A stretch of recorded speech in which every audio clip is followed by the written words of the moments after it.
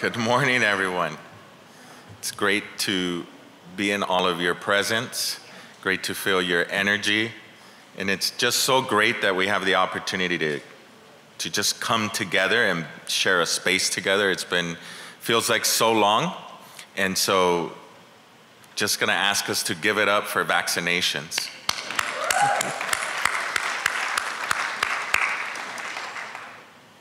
And I ask that because I know many of you in this room have actually made this a possibility with the tremendous work that you have done in communities to advance greater vaccinations, more importantly, greater equity in access to vaccinations. And as a result of that, we are slowly but surely beginning to create a new reality for ourselves, slowly but surely getting to be able to come together.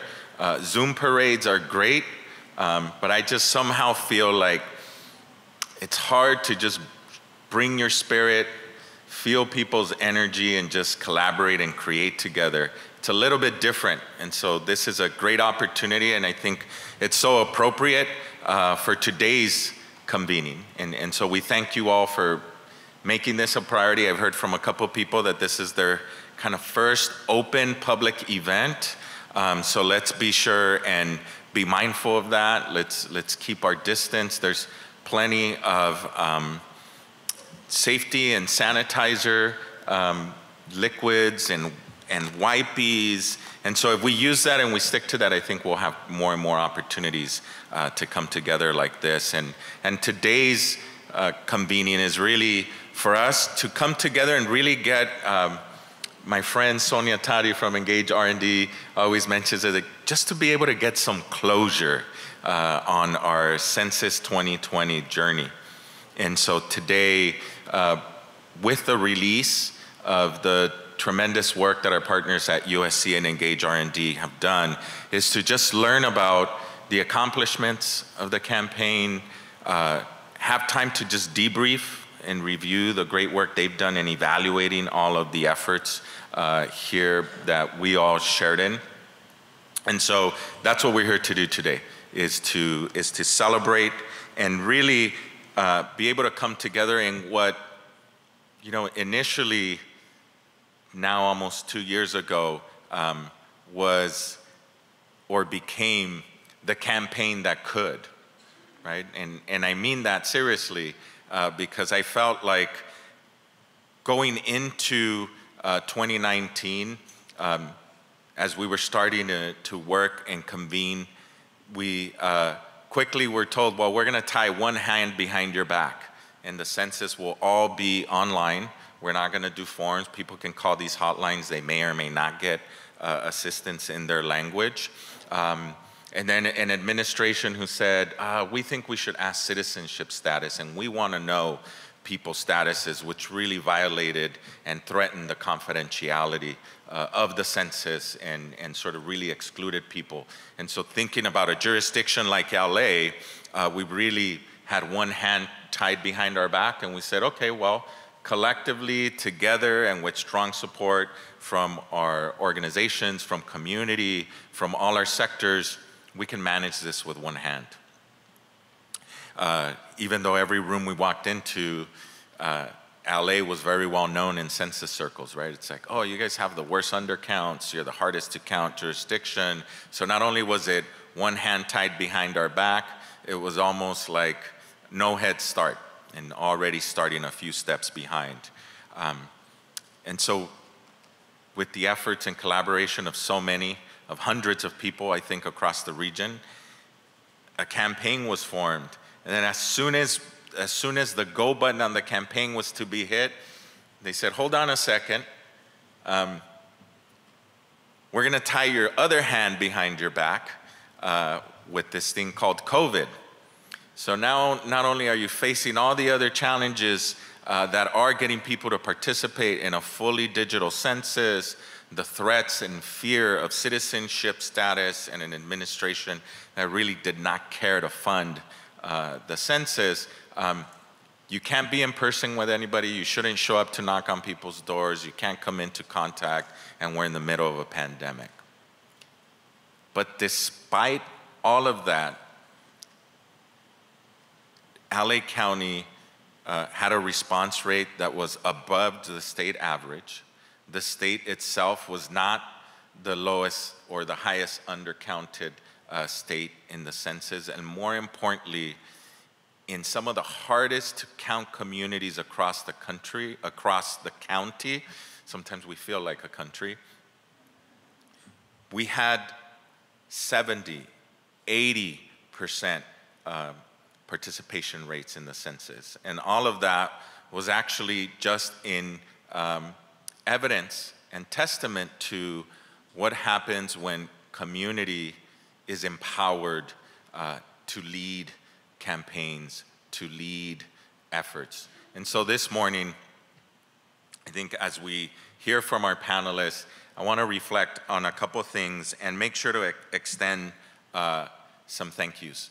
The first is I want to bring into our space the memory of a great mentor and dear friend from the California Endowment, B. Solis, who was with us when we began conversations back in 2017 about getting ready for the 2020 census.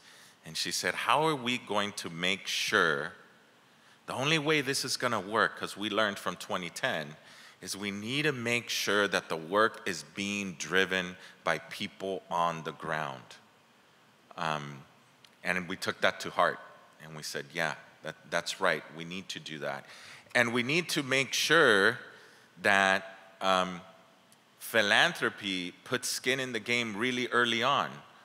Yes, without knowing what the campaign looks like, without knowing who the partners are, just knowing that resources need to be available very early on. And to that, I bring in the spirit of another dear friend who is still with us, but still continuing her own fight, and that is Melina Sanchez from the James Irvine Foundation. And together with her, B, and Tara Westman from the endowment, sort of this work began, right? Yes. This work began, and we were able to work and put a campaign together that for a region like LA, and you'll hear more about it, turned out to be one of the largest coordinated civic engagement efforts in the county's history. 115 different community-based partners, almost a dozen different philanthropic organizations, a historic investment from the state in hard-to-count communities, into community organizations, all of it, honestly, because of the leadership of tremendous advocates in the California Census Policy Advocacy Network, CPAN. So good job, $187 million. I'm sure we've heard that before. But really, it became an effort that really just, and what we'll hear from our evaluators today, showed the power that even though with two hands tied behind our back, working together, putting empowerment of local regions first so that campaigns were being led on the ground by those in the different communities that needed to be counted, holding philanthropy accountable to provide the resources, government accountable to prioritize the resources and invest them in those credible messengers that know community best.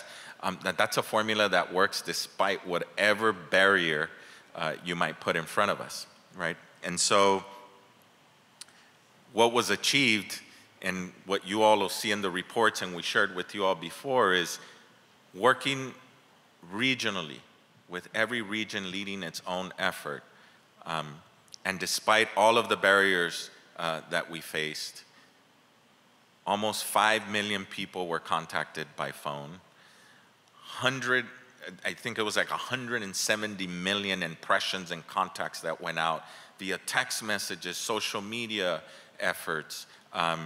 You know, we had almost 25,000 people at the last minute being helped at different centers. Everyone innovated and had, you know, census parades, and innovation was a constant thing in the campaign. And so the little campaign that could became a massive, impactful engine that ensured that our community's voices were heard in the 2020 census. And so I want to close my remarks by really thanking the sacrifice of so many partners. And I want to start first by thanking the work of the campaign steering committee. So the We Count LA was driven by a steering committee that was primarily made up of community organizations leading from across the region, coming together and helping to advise and direct the way that the state resources and philanthropic resources could best be utilized to support organizations on the ground. So I want to start by thanking the California Advancement Project, who brought us all together early on and helped ensure that there was a campaign plan that was informed by voices from all the regions, that prioritized the right things and said to philanthropy, here's what needs to be funded. And so constantly throughout the campaign, there were great partners around data analysis, providing TA, capacity building, and then other leaders from the campaign that I want to recognize and thank. Antelope Valley Partners in Health,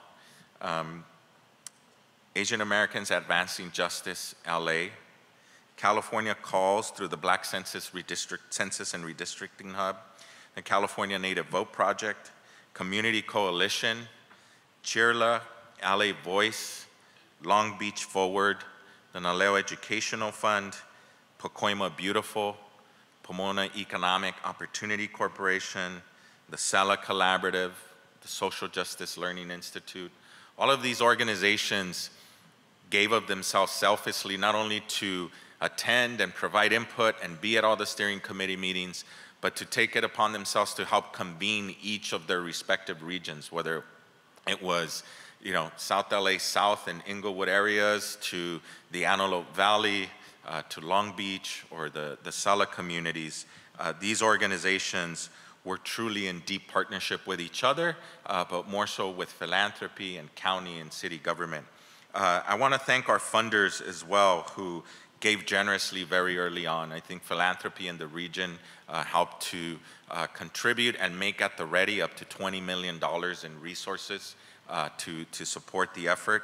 And that included the Balmer Group, the California Wellness Foundation, grant makers concerned with immigrants and refugees, LA Care, the Libra Foundation, the Smith Foundation, Stein Family Foundation, the Roy and Patricia Disney Family Foundation, the California Endowment and Eli and Edith Broad Foundation, James Irvine Foundation, the Weingard Foundation, and even the city of LA made a little bit of its own money available as well. So I want to thank these funders for, one, believing in the fact that this needed to be a campaign driven by community and its efforts. And so with those thank yous, I want to kick us off and say today is a day where we can celebrate, but then also learn about what was it that was built by all of the efforts of community, what worked, and what do we keep in mind now as we start moving forward. The work has not stopped, interestingly, and the power of creating and strengthening regional efforts, regional leadership, has led to immediately pivoting from the census to the 2020 elections, to COVID-19 outreach, and later vaccine equity, to then this little crazy moment in May with a special recall election. And now for a minute that we have a time to catch our breath, an opportunity to go back and think of where a lot of this started and how we could continue to work together. So I want to thank all our partners here today as well. Thank you for joining us. But I also want to thank all of our partners who are here with us virtually via our Zoom. I know we have up to 25 different partners and stakeholders who are joining us, particularly funders. So thank you for joining us, at least virtually, and we hope to continue to be in connection with you as well. So with that, I'm going to invite up to the stage Ashley Thomas, who's a senior data analyst with USC and part of our evaluation team. And I'm just gonna make a quick note that I think is also important to appreciate here in LA, and that is that as you hear the different speakers that come up, Ashley from USC, or people like Diana, Colleen from CCF.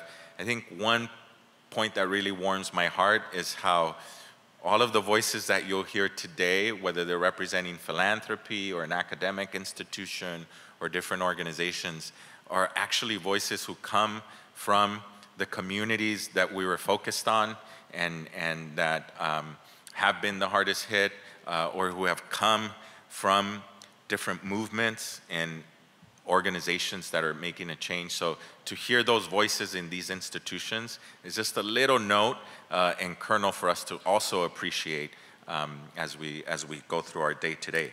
So with that, I'm gonna practice, I'm gonna invite you up, Ashley, and I'm gonna practice safe COVID protocols.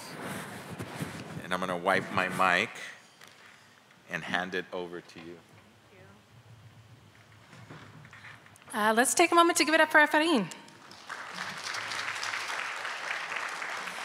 Thank you so much to everyone that's here in the room with us, everyone that's joining us online. We really appreciate you all being here with us to celebrate and to honor the hard work that has been going on for the past several years. It's a long time coming to get to this place, and I'm excited to be with you.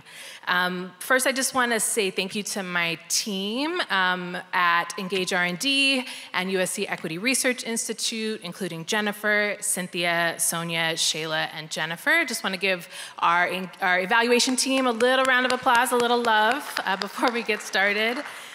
So one of the things we want to do first, before we bring up our panelists, is to actually have an interactive question so we can start building community across space in this room and online. So if we want to bring up the instructions for the poll. So what everyone in this room and everyone online can do can go to kahoot.it, and enter the code that you see on here. If you have to put on your glasses so you can see. And we're going to have just a quick poll question. And the poll question is, what's one word that comes to mind when you think of We Count LA accomplishments? So just one word. And we'll have them all kind of coming together. I see teamwork.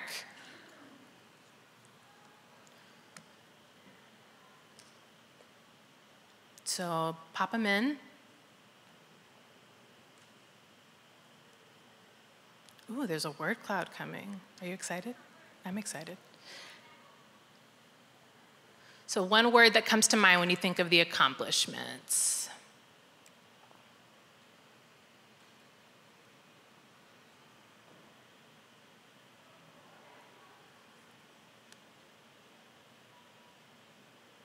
Just a couple more seconds for folks to type in their word.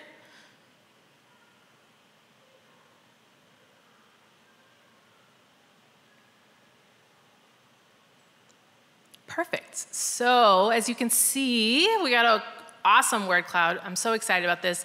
The biggest word is collaboration, which, I mean, that was telegraphed coming because this campaign was so much about connection and collaboration. I see togetherness and representation, determination and resilience, equity, healthy communities, family, coalition building, amazing, and us, which is a fantastic way to represent the campaign so far. So if I can just have my panelists come up on stage, I'm gonna have them all introduce themselves. Thank you all so much for participating. We're gonna do a couple more of those, just because we wanna make sure we're building community, again, across space. So come on up, panelists, and join me.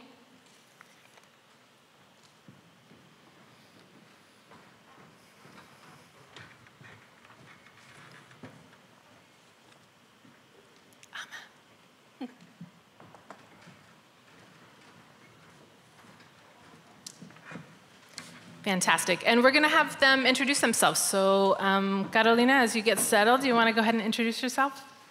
Hi, good morning, everybody. I'm Carolina Scheinfeld. I'm the Immigrant Relations Coordinator at Los Angeles County Office of Education, and I used to serve as co-host of the Census Outreach Campaign for LACO, together with Esmeralda Flores, who says hi and sends her regrets for not being here. Thank you. My name is Ama, and I served as the project manager, well, I still serve as the project manager for the California Black Census and Redistricting Hub. We are, as mentioned earlier, we're a project of California Calls. Good morning, everyone. John Dobard. I'm Managing Director of Policy and Programs at Advancement Project California. We're a multiracial civil rights organization that works alongside community partners to transform public systems and shift investments to achieve racial equity. We do that work primarily through policy advocacy on issues around education, public health, and democracy. Prior to my current role, I led our democracy reform work, and a large part of that work was focused on the census, and we were one of the co-conveners as part of the We Count LA campaign. Good morning, everybody. My name is Steve Kang. I'm the Director of External Affairs at KYCC. It stands for Koreatown Youth and Community Center. So I led our census campaign for KYCC and the Koreatown community. So KYCC not only serves Koreatown, but we provide a diverse array of direct social programs throughout the county of Los Angeles. Let's give him a hand. Welcome. So as a representative of the evaluation team, I have to start us out by saying that this evaluation, it was an honor to be a part of, and being a witness to everything that the community, that our regions accomplished. And so as a way to kind of honor that, we wanted to share our lessons learned during the evaluation in conversation with the folks that actually did the work. So we're gonna start off with a couple of our findings and then ask our panelists to really explain to us in more detail kind of their experiences as a part of the campaign. So one of the first findings that we had as the evaluation team was massive engagement campaigns like the census require considerable planning and coordination. So I just want to toss it over to John from the Advancement Project to ask you what were kind of the key facilitators, what were the key things that were really important during the planning phase that helped partners prepare to position themselves for what became this historic campaign. We didn't know it was going to be historic when we started, but we did a lot of planning to prepare for that moment. So can you talk a little bit about that planning? Sure. So a lot of things were key facilitators, but I think 4 are worth noting. One is that we started relatively early. There was a similar campaign for the 2010 census, but that actually pretty much got off the ground in 2010. For 2020, we started in 2018. So we started convening organizations in 2018, and that was necessary because at that time, we found ourselves in a situation where a lot of organizations actually hadn't been involved in the census before, or for those that were involved in the census, staff had transitioned out and there wasn't a transfer of knowledge. So there was actually a lot of grass tops education that needed to be done to explain to organizations how the census connected to their mission. And we were able to get that education, that grass tops education off the ground in 2018. And by doing that, expand the number of organizations that were interested in the issue, and that paved the way for conversations about large-scale coordination. The second key facilitator that's worth noting is that we shifted pretty early on from a centralized coordination structure to a more regionally based coordination structure. So as I mentioned, we got started in 2018, but in 2019, we shifted to a regional-based structure. So in 2018, we had one convener, and everyone met in downtown LA. That wasn't conducive to having as many orgs as possible get involved. So in 2019, we shifted to a co-convener model, which required identifying regional leaders like, say, La Collaborative, Antelope Valley Partners for Health, Community Coalition, and other leaders.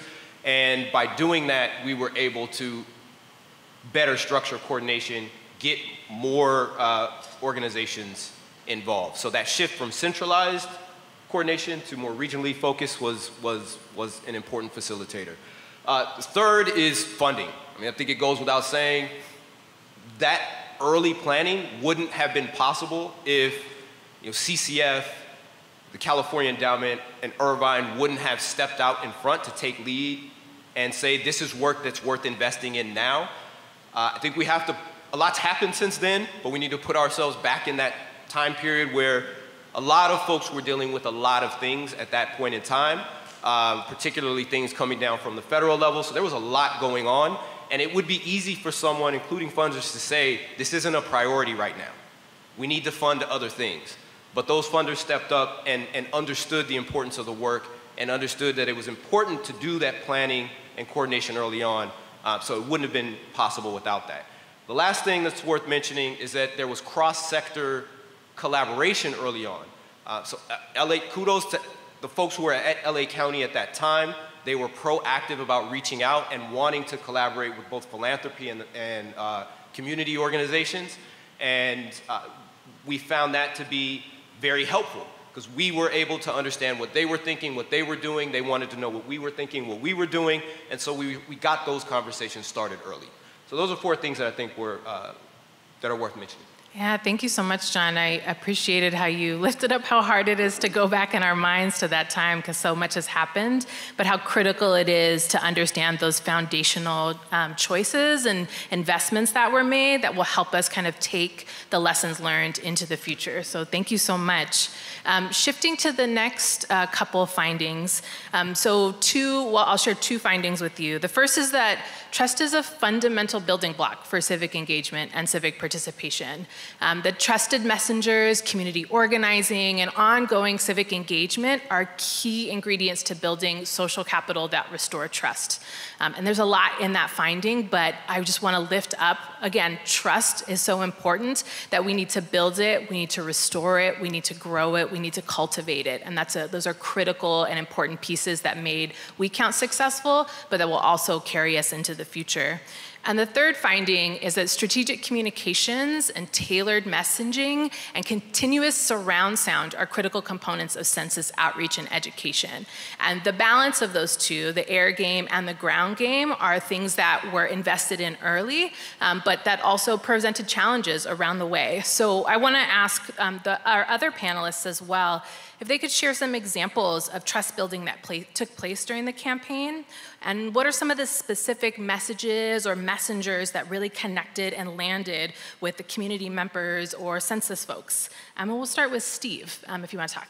Sure, thank you, Ashley. So when the census was happening back in 2020, as all of you can reimagine, there was a lot of divisive rhetoric coming out, especially pertaining to the presidential election. So we had to assure our community members that the census was a trustworthy activity and that the data and all the information that we were gathering would not be released to the general public per se. And we had to find key messengers, just like what Ashley mentioned. So, for example, for KYCC, we put together a special task force, in addition to a lot of the collaborative meetings that We Count was convening. But we managed to put together all of the We Count members that were operating in our space. And we created a special task force, and we were meeting on a regular basis. And to give an example, for the Korean American community, which is always a very hard to count for the Los Angeles County region, we had to find a messenger that resonated with all age groups. So we asked one person particularly, former LA Dodgers pitcher Chan-ho Park, who's no longer with the Dodgers, but he was the first Korean American Major League Baseball pitcher in the United States, and he is a well-respected figure within the Korean American community, and he gladly accepted, and we pulled our resources together within the collaborative. So it wasn't just KYCC helping to put together this PSA, but all the other organizations like KAC, CAFLA, and all the other Koreatown organizations coming together, and we created this beautiful PSA where the former Dodgers pitcher came to Los Angeles. We filmed, and that was disseminated not only on our virtual platforms, but we also put in special ads through our local ethnic media, and I think that really helped to penetrate into our population who would have not really thought about filling out the census. And another key message that we really honed in on was that the question, many people before even opening or reviewing the census thought they were going to ask a lot of financial related questions. Mm-hmm. And within our community, that is always a very sensitive topic. And we had to reassure many in our community that that was not the case. It was a very simple list of questions that we were collecting. And I think that really helped ease many in our population to fill out the census. Thank you so much. Amma, do you want to go ahead and jump in here? Sure. So I want to take a step back and first focus on why trust, right? What has eroded trust, particularly for our Black communities in the state of California? And so what has eroded trust has been institutional neglect and abandonment, communities being left out of access to home ownership, access to affordable housing, access to quality schools, urban development and gentrification that has pushed Black communities out of urban hubs.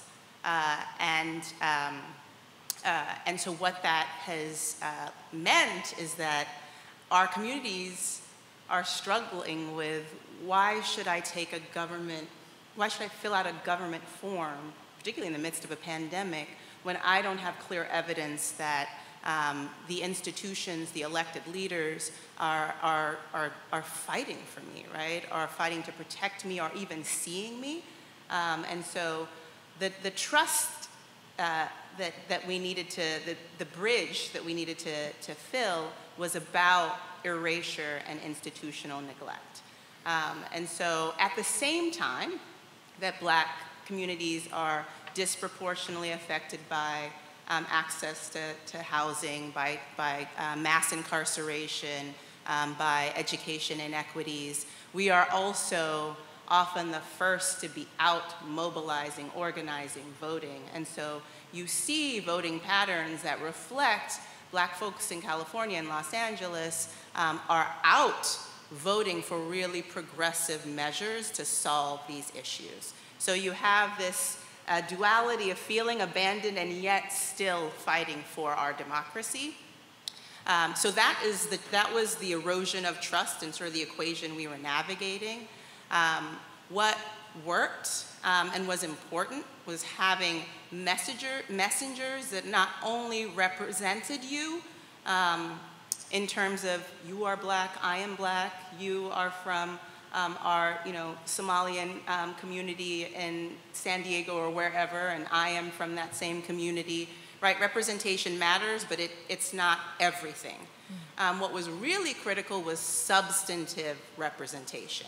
I see you out in my communities talking to me about affordable housing, talking to me about criminal justice reform bills that will make a huge difference for my families, talking to me about the quality of our schools and the need to raise resources and revenue for our schools. So you're the same person asking me to fill out this census, and while I don't trust the government, I trust you, and I trust your intentions. And so that was very, very critical. Is having a coalition that has been building relationships and fighting for causes that communities care for a long time, making that ask and connecting the census to these important issues, which is, the second important variable was that connection between not only the moment, but the issues that matter to that community.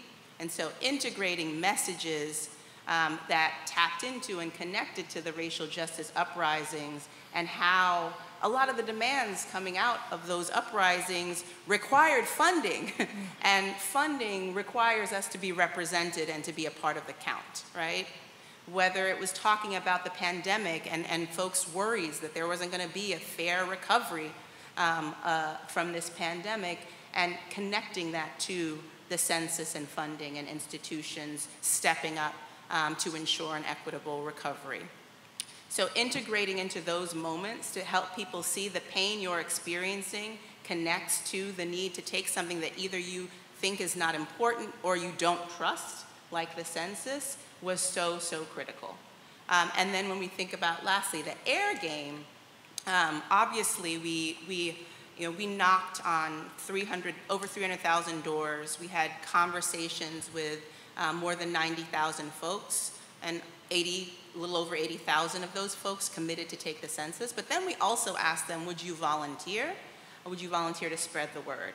And so using some of those relational platforms, social media, texting, for people to say, I just took the census, it wasn't hard, and you know what, we really need to do this because we're gonna need to ensure that we get resources for our communities to emerge from this pandemic.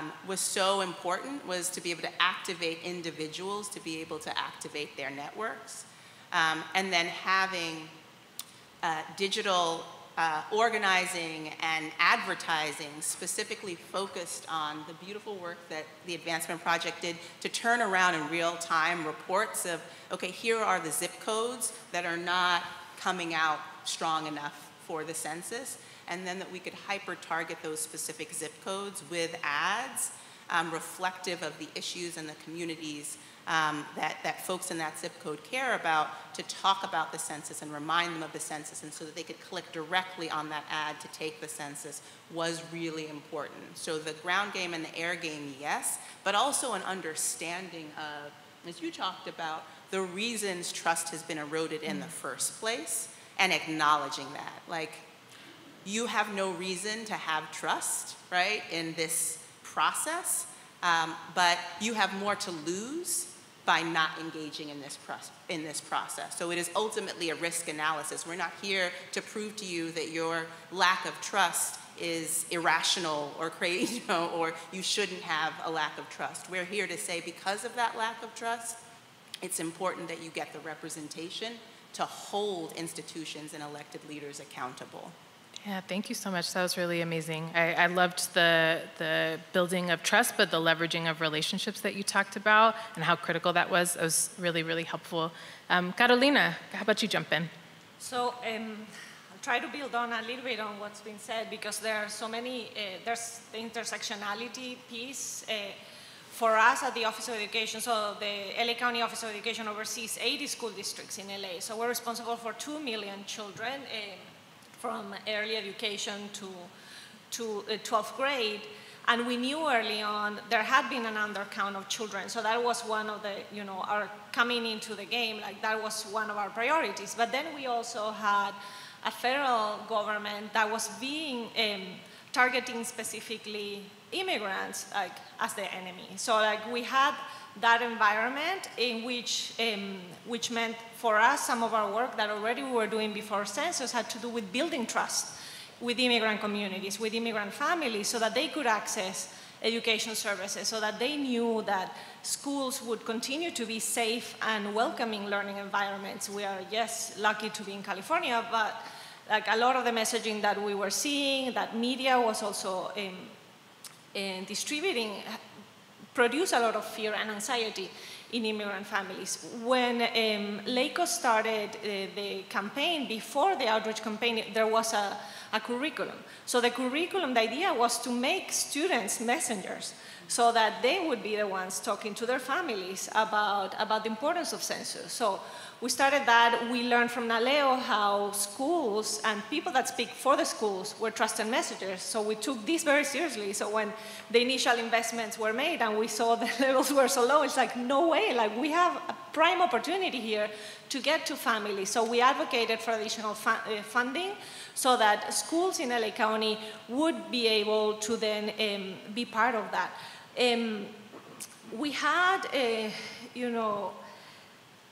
of course, like Efrain went through the whole like chronology of the census that could be, and we never anticipated, in preparing for what type of emergencies we could see, that we would see not just a pandemic, but also, like racial injustice and like so many other things emerging at the same time that also needed priorities. So schools became March 13, Friday, Friday the 13th, we shut down, like we stay-at-home orders were issued, and in a weekend, we had to suddenly become first responders. Like we had to distribute equipment to make sure that distance learning was gonna be in place. Many schools decided to prolong their spring breaks or take a spring break beforehand so that they could prepare then teachers with technology, give technology also in the hands of students.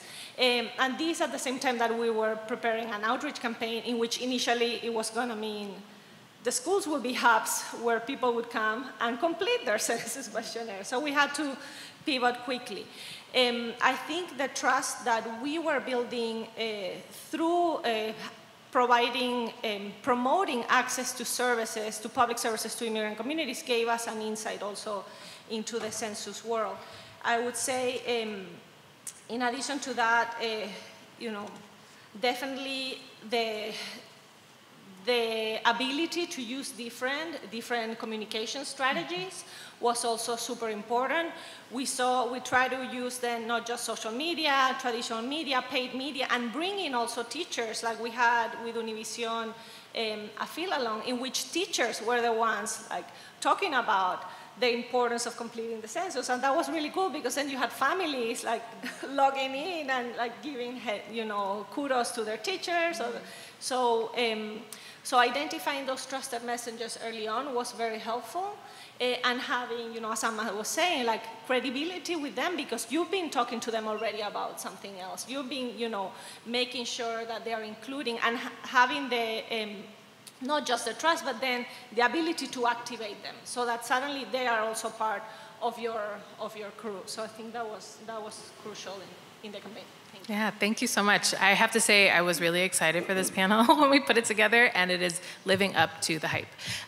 So I want to go on to the next finding really quickly, and that was that the census is a part of a civic engagement arc and a critical opportunity to build durable, long-term capacity, power, and civic infrastructure. And we know that that infrastructure is really critical to being able to move an agenda and to be able to change conditions for our families and our communities. So the question I want to ask to our panel is, in what ways were you able to build durable capacity as an organization, and how are you leveraging that beyond the census? In what ways does it help you to support your power building efforts?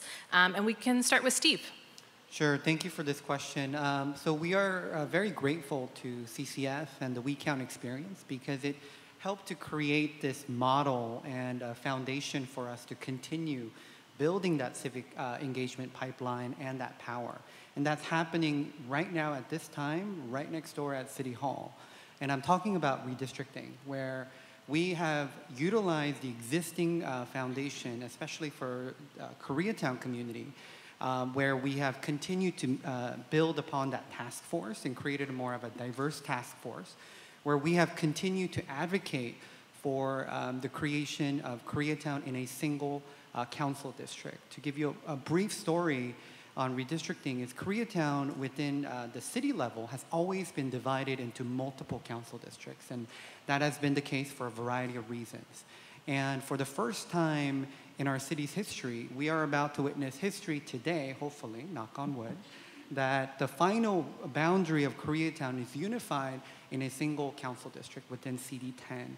And that was able to happen because of the team and the infrastructure that we built through the census, and we were able to even build upon that to create additional power and an additional pipeline, so that just like what my colleagues mentioned earlier, is we engaged in the redistricting process early on as we completed the census, and we engaged with the commission, we engaged with the council members, and we were able to advocate successfully, so that when, in the beginning, when everybody told us Koreatown is too dense to be in a single council district, we pushed back and said our community want to be united and our voices should be in a single district, and that has happened. And we are extremely grateful for that, and I wanted to share that story today.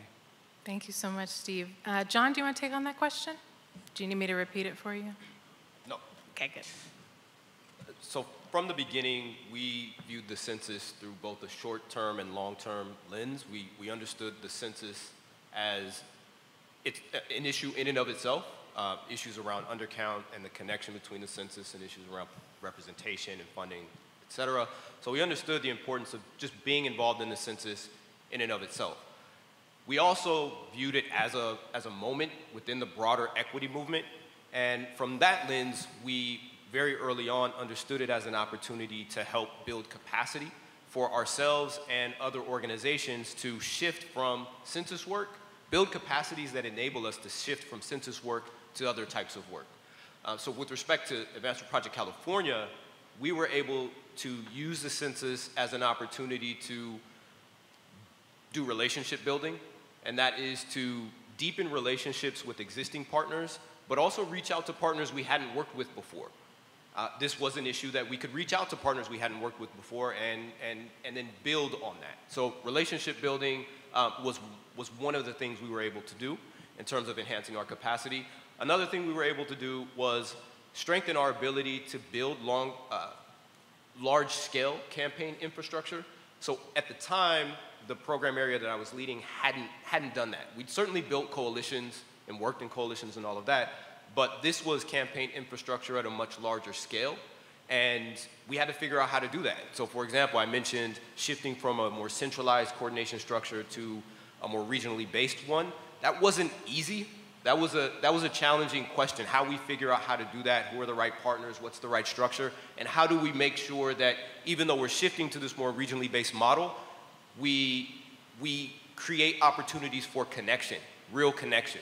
And those were difficult questions for us to answer, but we went through the process of answering them. So enhancing our capacity to build that kind of campaign infrastructure is another capacity building strength that we developed through the census. And then lastly, we use it as an opportunity to enhance our ability to productively use technology. So again, going back to this example of moving from a more centralized to regionally based coordination model. Now I know Zoom fatigue is real now with COVID, but at the time it wasn't. And we were excited to use Zoom to connect, the Southeast with Antelope Valley, with Pomona, with South LA, and for everybody to simultaneously be holding meetings and seeing each other. It was powerful for us to be able to do that. Now maybe less so, but at the time it was really powerful. But that was another challenge we had to figure out how we were going to address, and we used technology to do that. Fantastic. Amma? So I'll talk about the organizational capacity in ARC, because I think it's a pretty powerful story, and then the capacity building that happened within our coalition. So when California Calls began having conversations about the census, they were very clear that we think that a Black-led statewide organization should be leading the outreach to Black communities. And they searched and they were continued to be asked. Nobody's stepping up. Nobody has sort of there aren't Black-led statewide organizations that we're seeing step up that have the civic engagement infrastructure, that do this kind of organizing, base building, list building, et cetera. And so, there is a need. You need to fill it. And so, with some trepidation, California Calls said, we will fill it, but we will fill it so that a Black-led statewide organization can emerge moving forward. And so California Calls, which is, as many of you know, a multiracial coalition, movement building organization focused on progressive values and policies statewide, right? So what they did was they created the California Black Census and Redistricting Hub, which was a project of the California Calls with the goal and the hope that eventually this project would become something statewide that could do this kind of Black civic engagement moving forward in the future. And so what has happened through the census is the California Black Census and Redistricting Hub and the coalition of organizations within this hub, so 30 Black-led, Black-serving organizations, have evolved into the California Black Power Network, which will be doing civic engagement, power building work across the state, which is very exciting. It's the organization is being incubated by California Calls, but will eventually be its own 501c3 doing this incredible work. And the leaders of the California Black Power Network were the leaders of the California Black Census and Redistricting Hub.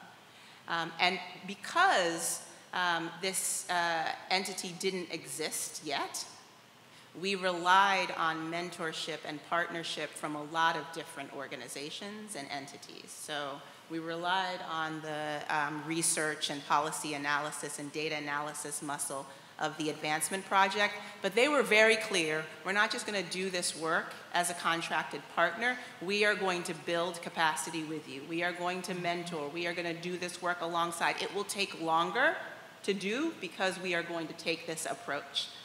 We partnered with the Equity Research Institute at USC, very clear. We are going to build the capacity of Black folks to lead this work. And that was so critical as we think about equity and investment, that we are not doing for others, that we are not representing others, but that we are really investing in building the capacity and the expertise of communities to be their own solutions is so I think that's one of the most powerful pieces of enduring capacity building that has happened throughout this work. Then the trickle down of that is that the California Black Census and Redistricting Hub did that for our organizations that were within our coalition. So you do incredible grassroots organizing, but you don't necessarily have the data infrastructure that we have. Let's build that for you. Let's help you translate those powerful relationships into data that you can mine and be really targeted for this Get Out the Count effort, and then for future advocacy efforts, that you have a list that is clean and that you can turn to and analyze and use moving forward. And our coalition had members of varying, expertise with that regard, right? And so being able to share those resources, some of which were like technical resources, like those iPads, those cell phones, those tablets, those are yours. Use them to continue to connect with and build relationships with your communities, but also the platforms and the skills to be able to make good use of those resources is an investment, and is something that's continuing to happen, but was so important that we see organizations not in a deficit model, but that we see their potential, their promise, their power, the fact that they have been doing a tremendous amount with very little investment, very little resources, and to wrap them around supports and partners who are invested in building them up is so important. Fantastic. Thank you so much. We're going to move to our last finding from the report, and that's that the census and other large-scale civic engagement efforts require a robust ecosystem of cross-sector partners. So it's critical to all of the work that we do and was critical to our success in the census. So I just want to turn to Carolina first to ask, kind of in what ways have you been able to strengthen cross-sector partnerships through the census, and how are you leveraging those beyond the census? So for LACO, there were like three main, if I want to put them that way, like hubs or like center of collaboration. We had the Kids Collaborative that included groups that work with the 0 to 5 population, the K to 12, and we sort of self-organized out of the LA Regional Census Table, and that was very valuable because we brought in partners like Crystal Stairs and Kyle, my friend, thank you, and so many others that gave us access also to other communities that maybe are not necessarily in education, but working with these groups. With the mayor's office, later in the campaign, we were able to collaborate through the in-person event. So when we started in the summer of 2020, finally, through some of those testing sites, so like bringing in also the ability to do outreach at those testing sites, doing phone banking, and then the LA County Census Chocathon, which meant, also using all the partners from We Count LA and everywhere we could to occupy public spaces with art that then would resonate that message. I think today some of the lessons that we drew from the census campaign are also being applied into the campaign we have now, that it's the all-in campaign. So for testing and vaccination in public schools here in LA County. So that's like a huge campaign right now that LACO is undertaking with the partnership of CDC.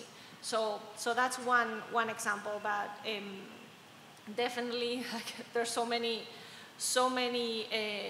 lessons that came from there that will continue. We have, a new administration now, but we're still facing PTSD in immigrant communities in accessing services. So the trust building continues. And as we can reach out back to those partners and try to ideate solutions, we're doing that. So the Census Outreach campaign opened a lot of doors for other possibilities as well, I would say.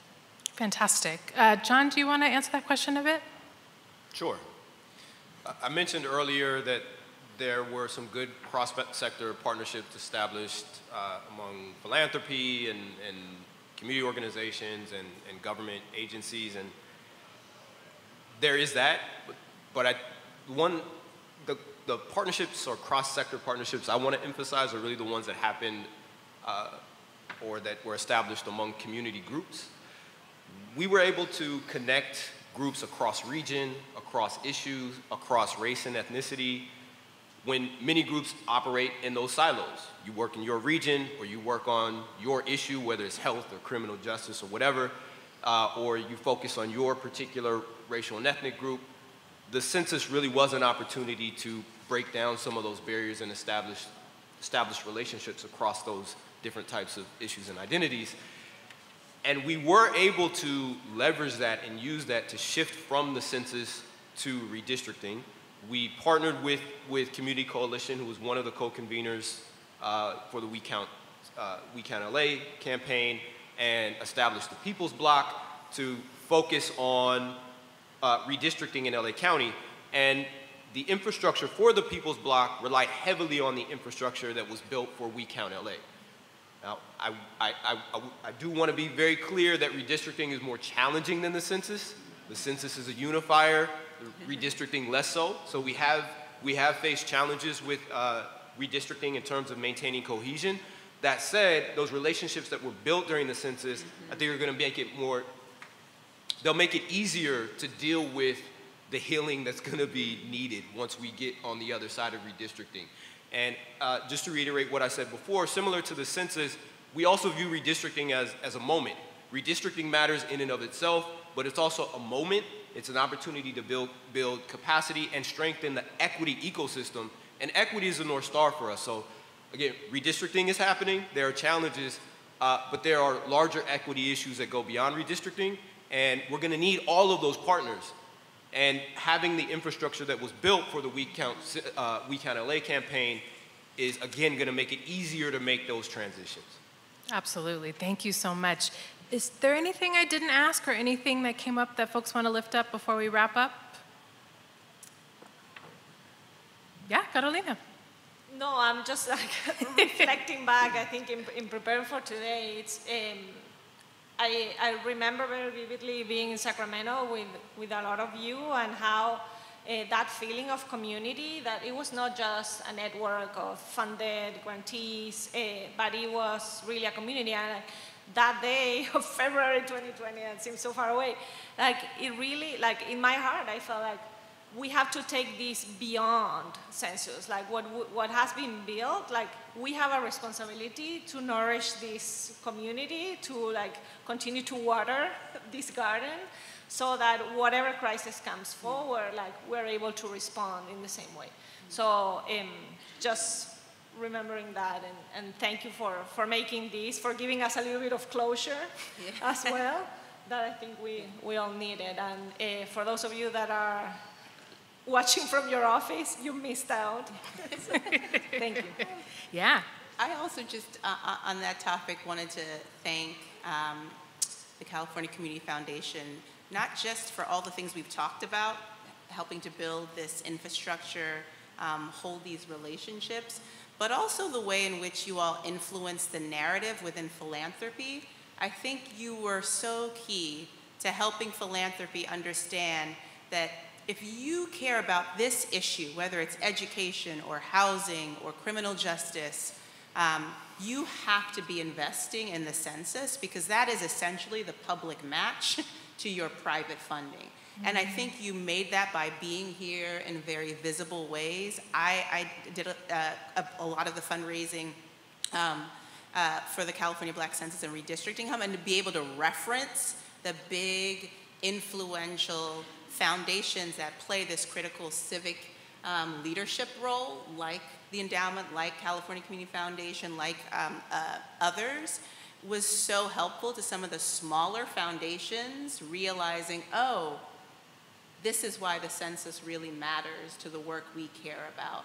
And so, and I think that narrative is going to carry through for several decades. So I'm very grateful for you all playing that role. Absolutely, yeah. And then really briefly, I also want to thank the conveners today, because I think these types of meetings and seminars and convenings really help us to come back to the table. I know we're extremely busy in our respective circles, and when CCF calls or We Count calls, we always come to the table. So I think it always, that's really helpful for us to be in the same room or over Zoom or other spaces.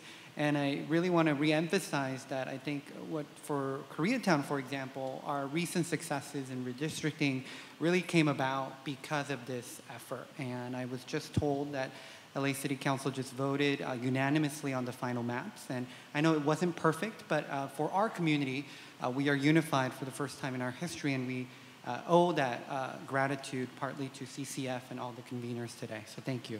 Thank you so much. Let's give our panel a hand.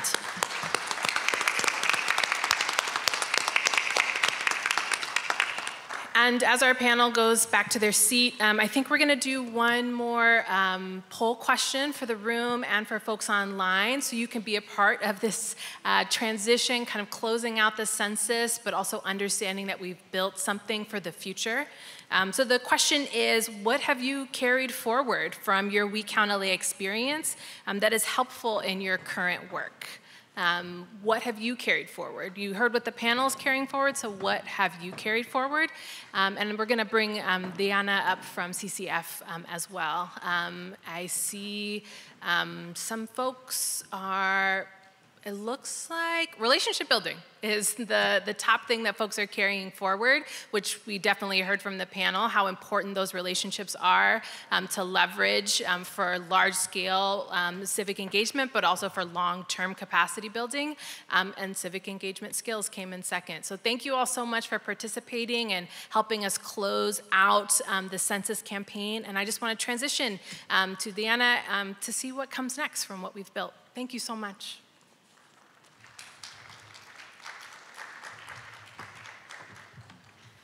Thank you, Ashley, and thank you to all the panelists. I think one of the main things we want to make sure everyone gets out of today is that we're here to celebrate, and Carolina said it too, to close out the census campaign officially and in person. But we also want to talk about and acknowledge all of the work that's been happening the last year. And also, how do we look ahead? And so we're also celebrating just the versatility of all of you, of all of the partners. Efrain talked about moving from the census to COVID, education, making sure our communities had the latest information on how to protect themselves. And then we got out the vote, right? Because it was one of the most important elections of our lifetime, and we couldn't sit back while still getting people counted, while still talking to folks about COVID. And then switching over to vaccine education and actually referring people and signing them up to get vaccinated. And the work still continues, right? Because we want to make sure that as we head to the holidays, our families and communities are safe and make it to the next year. So we want to celebrate all of that. It's been 2 years of nonstop work for all of our community partners. We want to first highlight what CCF's partnership with all of you in the last year through the CCHP program, the COVID-19 Community Health Project, when the state reached out to CCF to talk about how do we make sure our communities are protected. We said, we know the exact infrastructure that's going to work for this, right? It's going to be what we used for the census, the regional coordination. Because talking to someone in the Antelope Valley about COVID was going to be a little bit different than talking to someone in Long Beach, right? And the resources are different.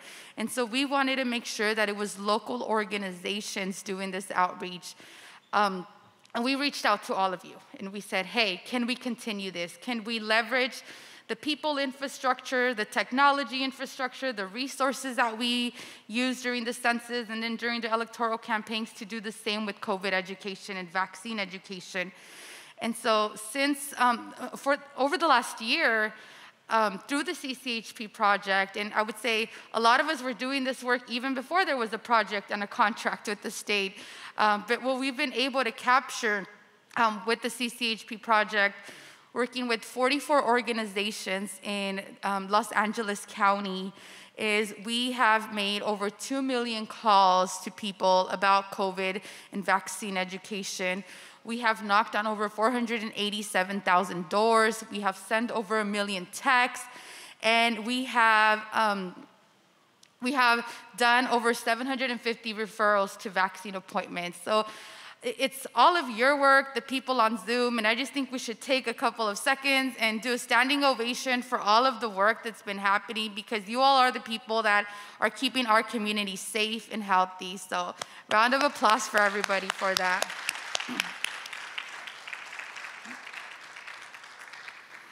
And so we're going to, again, move us to the next Kahoot question. So you all can pull out your phones. There's the code. And the question is, what type of outreach did your organization do in regards to COVID-19 and vaccine equity? Did you all knock on doors? Did you do text banking? Did you use your promotoras model? Did you head to schools, hosted Zoom workshops? We want to hear from you all. See, community canvassing, door-to-door, social media. Again, these were all tools in our toolbox that were new to us, right? It was new to talk about COVID, but we knew that we had the resources, and we knew the ins and outs on how to talk to people and where to talk to people and when to talk to people. And we can go to the next slide. When we looked at the numbers, when we looked at all of the data over the last year, where was COVID hitting us? Where were the hard to count communities in our neighborhoods that the panelists talked about? But also, where were our civic deserts? Where were, despite of every year being the biggest election of our lifetime, our people are still not voting, right? When we looked at all of the maps, we said it's the same communities over and over and over again, right? And so we said, let's look into regional partners. Let's continue the Census We Count LA infrastructure and go to the organizations that are doing work on the ground, that have not stopped doing work, that are trusted messengers in their community, and let's ask them to take the lead, right? We want to not only make sure that our communities are protected, but because we don't have the luxury to be only proactive and we have to be reactive at the same time, how do we start the recovery conversation? And so I want to kind of give a shout out and officially introduce our Los Angeles County regional leads for the work that's ahead, what we're calling regional recovery hubs. What is it going to take for Long Beach to recover from the pandemic? What is it going to take for the San Gabriel Valley to recover from the pandemic? What is it going to take for the San Fernando Valley to recover? It's all going to look different, and we want to make sure that there's leads organizations bringing local organizations together to start those conversations. So that's what this next section is about, right? What is the work that we've been doing to date? And what else needs to happen to get to work towards recovery and get our communities and our people the world that they deserve? And so we want to start, and I'm going to invite the first 3 regional leads on stage to join us. And you could also just put the name tags down because your name will actually appear on screen.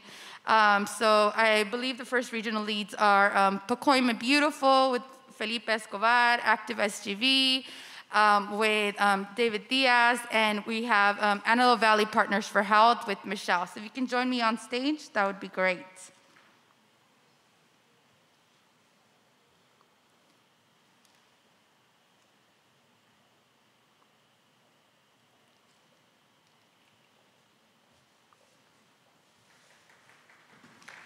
Thank you.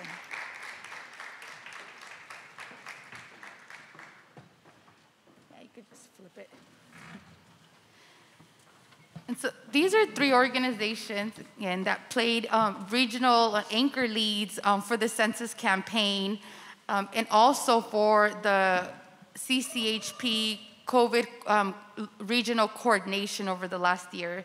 These are also three of the organizations that will be regional recovery leads as the work moves forward. And so the question I have and actually separate questions for the three of you, but we would like for you all to introduce yourself, the work that your organization does, and also tell us what are the conditions on the ground in the region where you work. Cool. So I'll start off. Felipe Escobar, Pocahontas Beautiful. Thank you, everybody, for being here. So good to see a lot of familiar faces. So Pocahontas Beautiful, we're an environmental justice organization in the San Fernando Valley. The work that we do is around organizing education and arts in order to promote healthier and more sustainable San Fernando Valley. Pacoima is one of the most polluted communities in the entire state, so the work that we do is really about improving the quality of environment in the valley. And you wanted to know, right, what are we up to right now? Right. Yeah, so we've been doing this work, started last year with the census, and we continue doing this work this year with vaccines. Luckily, we were able to build the infrastructure. It was talked about in the past, the collaboration. So it was a lot easier for us to pick up from where we left off earlier in the summer. So one of the things that we did, we actually have a shared calendar with our organizations in San Fernando Valley. So a shared calendar, we input our activities that we're doing, or vaccine efforts, or outreach efforts, and that's how we coordinate where we're gonna be walking, talking, and a lot of that is also based on data, right? We're still using census tracts to focus on those areas with low vaccination rates. So we have a shared calendar that's very helpful. We also start meeting bi-weekly. We know that coordination is important and communication is important. So when we start having these meetings, this is where we troubleshoot, we talk about what we're doing, we learn from each other.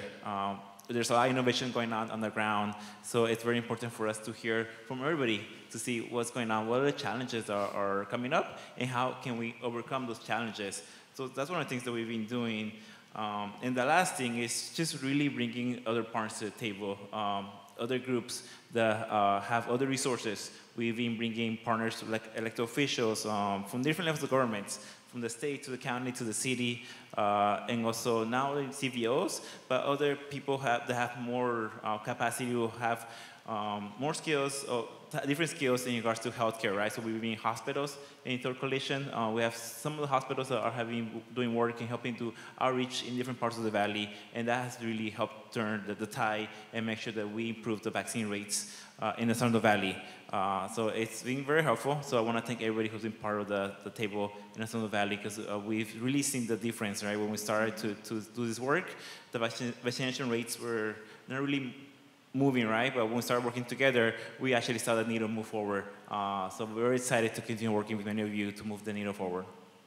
Thank you, Felipe. Yeah, I remember being on a call with you all, and you said our goal is to get these red spots out of the San Fernando Valley, which are now yellow, and again, slowly moving the needle. So thank you for talking about the regional coordination within the valley. David, can you talk to us about San Gabriel Valley as a civic desert and what the on-the-ground conditions look like there? Sure. Good morning, everyone. My name is David Diaz. I'm the executive director of the Active San Gabriel Valley, and still very socially awkward after this, or through this pandemic, so excuse me for that. So I represent Active San Gabriel Valley. Our mission is to create a more sustainable, equitable, and livable San Gabriel Valley, and we do this through organizing and advocacy, education and meaningful community engagement, and piloting best practices in urban design and sustainability. The San Gabriel Valley is comprised of 31 cities and 4 large unincorporated communities. And so for folks out there, 31 cities means 31 city managers, 31 bodies of elected officials. You get where I'm going with that. About 2 million folks. We are the largest majority Latinx and Asian American region in the United States. Approximately 45% Latinx and 28% AAPI communities. The San Gabriel Valley is a civic desert. The term civic desert is a newer term to me, but that term describes areas of low voter participation where individuals are registered to vote, however, do not vote. I'm most familiar with the term food desert. However, I quickly learned while working at a nonprofit in the community that I grew up in that the term civic desert and food desert have a lot in common. And so we really believe that civic engagement happens when basic needs are being met. And currently, that's not the lived experience of my neighbors and the people that we work alongside with. In the civic desert areas highlighted by the LMU study, you'll find that areas like El Monte, Baldwin Park, Pomona, South San Jose Hills, and the West San Gabriel Valley are defined as civic deserts. However, if you place other filters on there, such as poverty levels, adult and childhood obesity, pollution burdens, access to open space, access to healthy fruits and vegetables, educational attainment, unemployment, and other socioeconomic factors, you would find that the same areas that light up as civic deserts are also the ones that are most challenged with these unfavorable outcomes. I grew up in the communities of El Monte and South El Monte that are described by the EPA as a top 10 disadvantaged community throughout the state of California. And so we, Active SGV, are one of a handful of organizations working across the San Gabriel Valley to try and address and change the narrative and improve the quality of life in the communities that we grew up in. With the support of CCF, RLF, Weingart, and others, we're strengthening our policy advocacy and civic engagement. So just like Santa, we are making a list, but we're not checking who's naughty or nice. We're checking and identifying priority needs for folks, co-developing strategies, and power building in our San Gabriel Valley communities. We are doing this by organizing digital events, participating in community events, meeting people where they're at, phone and text banking, canvassing social media, and offering direct services to folks. We have a goal of engaging at least 200 folks from now through the end of March on our COVID-19 outreach and education efforts. We're also engaged in redistricting, on bold vision, on advancing LA County housing, on advocating on measures W, H, A, and M. Some folks may know that as WHAM. And so we really want to be able to move folks as we look to the 2022 year through our ladder of engagement in order to be more effective in 2022. One thing that I'm really proud of about our organization is that 80% of us, including myself, have graduated from a volunteer to a staff member at Active SGV, and we're 24 folks strong right now. And so as we look to 2022, we're looking to activate hundreds, if not thousands, of San Gabriel residents, coordinate that regional recovery work that needs to happen, particularly the data collection, in order to build out something similar to the SELA agenda. I really admire the work that was done there to build the San Gabriel Valley agenda. We are working more thoughtfully and intentionally on our power building work alongside community members, cities, school districts, and businesses to meet the multiple needs of our region. As Efrain already uplifted earlier, it feels like we haven't stopped being on campaign mode. Really, it's been campaign mode the whole time. And as the executive director, I haven't felt like it's stopped. It's not going to stop. But I think this is with the intention of being much better prepared in order to fight for the needs of our region. Thank you, Diana. Thank you, David. And now I want to invite Michelle, which is the Executive Director of Antelope Valley Partners for Health, to talk about how are you using your regional wellness symposium to talk about recovery. Thank you. Hello, everyone. My name is Michelle Fluke. I'm the Executive Director of Antelope Valley Partners for Health. And we have been in the Antelope Valley for over 20 years now. We're a grassroots agency that has worked collaboratively over the last 20 years to address health and social issues in the Antelope Valley through partnering and creating programming. So we do that through direct services, education, outreach, and working with our collaborative partners to get the word out.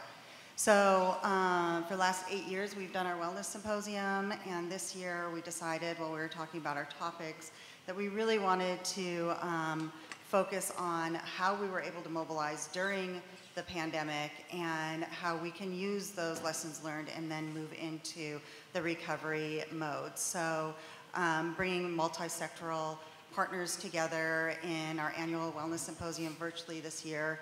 And we had panel discussions, first to discuss where we were prior to the pandemic, what happened during the pandemic, how we were able to mobilize all the programs and services to address the needs of the community, like hot meals to seniors, the hospitals going up, the multiple amount of donations that we got for basic needs that the community needed, and then how we can take those lessons and apply them to our health disparities and issues that we've been working on in the Antelope Valley for a decade at least, and use those lessons to now move the needle on some of these other issues that we're working with and recovery.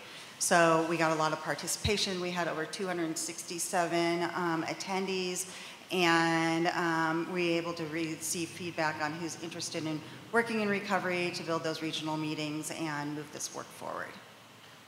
Thank you. I want to ask a follow-up question to all of you. How do you envision regional recovery hubs working in your region? I'll start first. Yeah, I think just picking up from where we're doing right now, right? Working together, collaboration is very important, right? I think also bringing other groups that have been brought to the table is very important, right? Making sure we bring the insurance folks to the group, folks who advocacy around the in-house folks, right? Really making sure that our efforts are multi-sector, right? Which we've been doing, right? But I think we still have more room to build on that. So really making sure that we're working on that and making sure that these efforts are community-driven, right? Because at the end of the day, we're doing this work for the community, for our communities where we grew up. So our efforts need to be centered on the work that with the community. So we really need to be talking to the community every step of the way, making sure our decisions, whatever we do, is based on the community and centered on what's better for our areas. Thank you. I agree with everything Felipe said. Absolutely. And I think for the San Gabriel Valley in particular, with the term civic desert, I think if there's a term for not that many nonprofits in the San Gabriel Valley, we're also that. Because there are nonprofits in the San Gabriel Valley, but I wouldn't say to the same degree that there are in the city of LA or in surrounding areas. And so I think for us, it's really important to be able to identify and uplift and work really closely alongside existing nonprofit organizations and possibly identify other non-traditional groups. And that's some of the work that we've already been doing. So working with food bank, working with mutual aid distributions, working with more neighborhood groups, because we do have 31 cities. And so in particular for us, there's a divide of the 210 freeway, those who have and those who don't. It's really the divider in the San Gabriel Valley. And so for us, it's going to be important that we're able to get that rich data collection from folks on the ground to be able to have a regional approach to how we're going to address some of these things, because some issues don't know a boundary, right? Like water doesn't, air doesn't have a boundary, right? We're also from the same poor air quality in the region, so how can we address that along with other things? So there's a really high importance on the regional coordination in the San Gabriel Valley. So unlike LA and San Gabriel, well, maybe a little San Gabriel, the Antelope Valley is very spread out. So we always say we're the size of Rhode Island, the state of Rhode Island, but we are very spread out. So the canvassing, all the work that we've done, continuing it, the phone banking, working with our own clientele, and our partners and our social media to continue to spread the word, to get the education out into the community, to help make those appointments, to make sure people are getting vaccinated, and to get safe into the place that we can be normal again, right? Like this is great. Thank you, Michelle, and thank you all. I'm going to ask everyone to give them a round of applause as we introduce and invite the next 4 regional leads to come on stage. Thank you.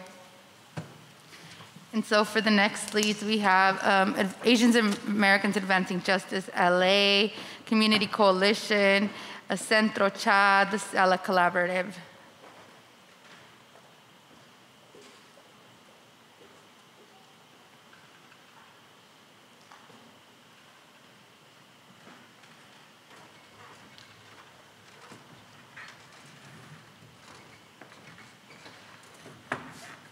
Thank you.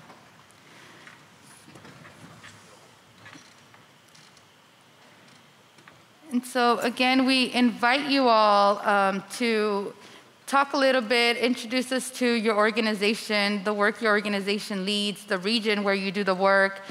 And my question is, what was built in the Census campaign that you leveraged to do COVID work?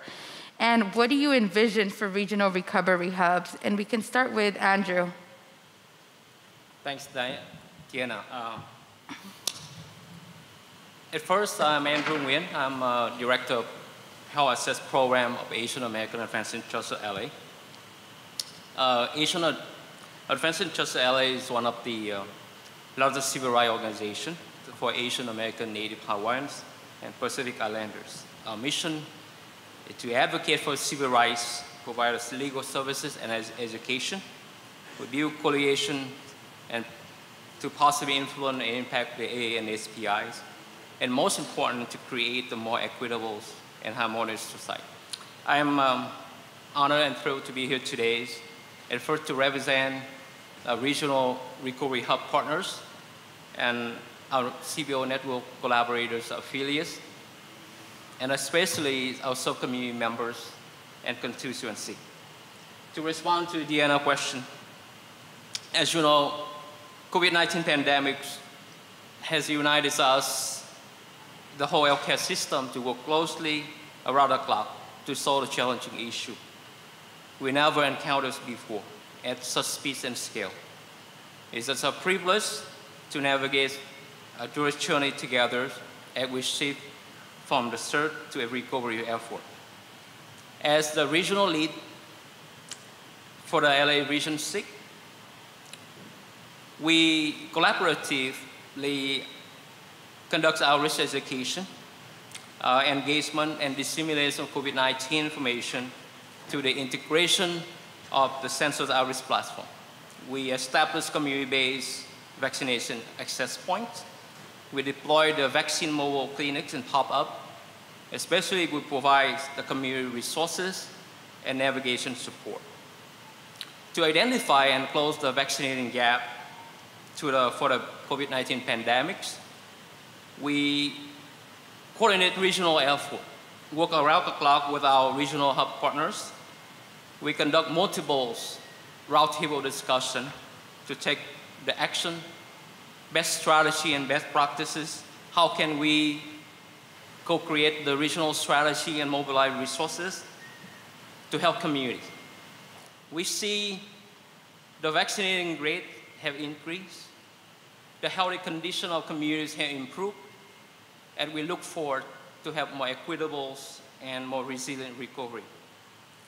Specifically, we target the Pacific zip code and region where there's a high unvaccinated population.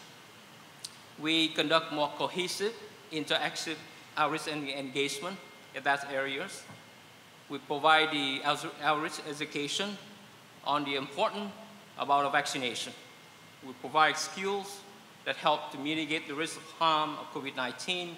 We build confidence and acceptance in the vaccine by providing linguistically and culturally appropriate and accurate and resonant information. We closing the gap on addressing accessibility issue. We're improving access to a vaccine by mobilizing the vaccine to communities. We make the vaccine appointment process as simple as possible by allocating and navigating walk-in visas with fewer verification process. We host town hall. We conduct community canvassings, direct outreach and communications, provide appointment assistance, referral, educational and training, workshop, and webinars. We continue in language helpline, cross-event with this wraparound program services. And most important, we continue promotional activity to our one-way outreach to tech and phone banking and mailers and to the multi-ethnic media. Those are the engaging effort that we work around with our regional hub partners to the regional coordinating tables, how we can come up with the best strategy to continue this momentum as we see a long road ahead, that we need more commitments, more action-oriented and data-driven to the support from the state, governments, community-based organization networks, and the philanthropies that help allow it to do so. Thank you, Andrew. And one of the things that David mentioned earlier was this Civic desert of nonprofit organizations in the San Gabriel Valley, and so, and specifically AAPI nonprofit organizations. And so one of the roles that AAA JLA will play is that of coordination and really looking for organizations to get activated within the San Gabriel Valley. So thank you for that. I'm now going to pass it to Ian Taylor with Community Coalition. And again, if you can tell us a little bit about the organization and how did you leverage the work from the census to COVID, and what does regional recovery hubs look like for you all in South LA? Thank you.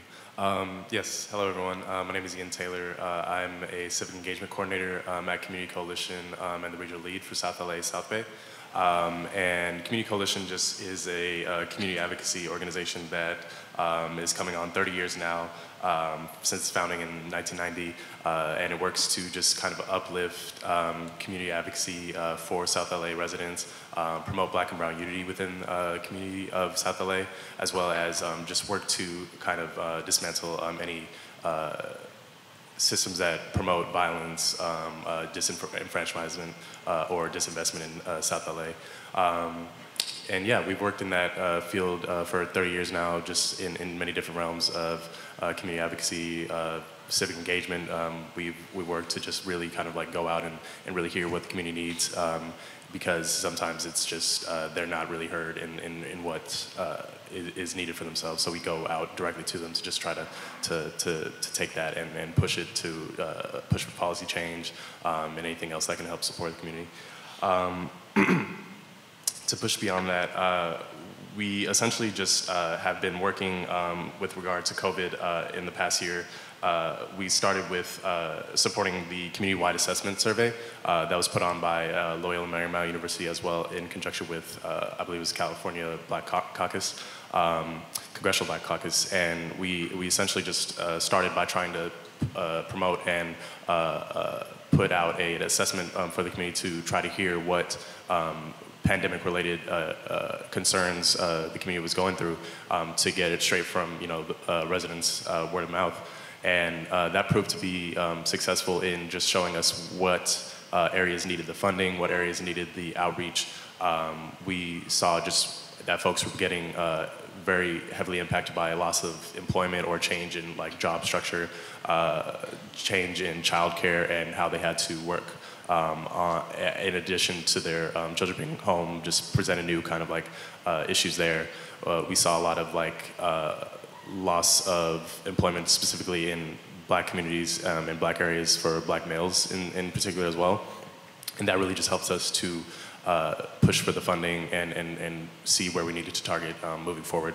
And from that point forward, we worked in having COVID outreach teams with canvassing teams, our phone banking teams, to just essentially go out in the community, do door-to-door knocking, and just say, hey, we're here to help. If you need an appointment for vaccination or testing, we're here for you. We can do it right now and make that work out.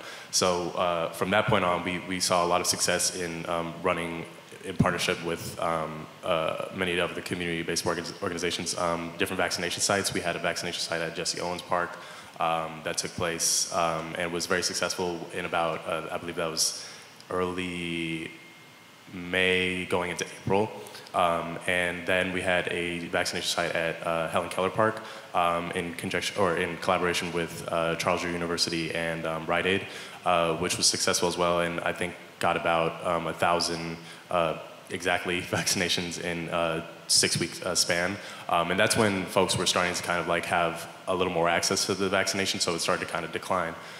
So we then were presented with a new kind of issue of, well, now that folks are having access to the vaccine and testing, and they don't want it as often, what can we do to try to contain that or maintain that consistency of vaccination rates, since South LA was showing up to be a very low vaccinated turnout. I think it was one of the lowest for a long time. It is continuing, but starting to uptick now in terms of vaccination rates in LA County. So then we turned to continuing the outreach of door-to-door within South LA communities, and then we realized that folks just still kind of like, I believe was mentioned in the earlier panel, we're having a lot of mistrust with the vaccine, similar to with the census. So that's really just something that we saw in similarity with what was mentioned there, and we kind of just tried to remind folks with our canvassers who were out there every day, who were also Black and brown residents of the same community that they were coming from, that they themselves were vaccinated. They just wanted to to prove any, or disprove, I should say, any like myths that were coming up, and try to just foster as much trust as possible in just a genuine way with the community members. So that proved to be very successful in that time.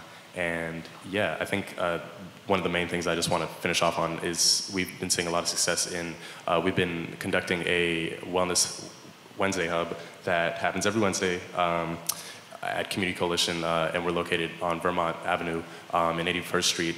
So right in, I'd say, a good heart of South LA, to just offer residents a tangible, physical space to come out every Wednesday. That started in September, that started actually in early July, where we were offering vaccination and testing to community members. We then even expanded after that first partnership with Fulgent Labs with the testing ended.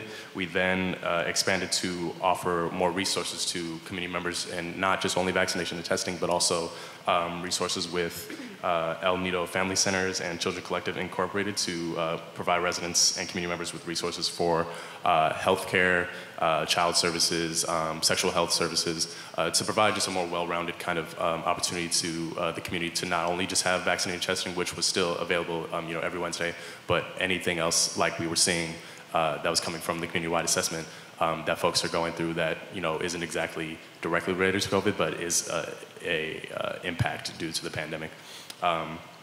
So that's been very successful, and we actually I have the numbers here. From that Wellness Wednesday hub, 648 vaccinations and 1,071 tests completed from July up to now.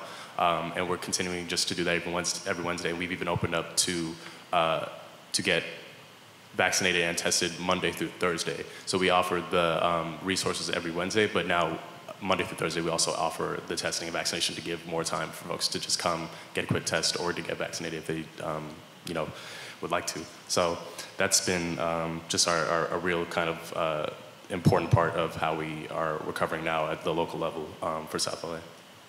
Thank you, Ian. Jessica with Centro Char in Long Beach.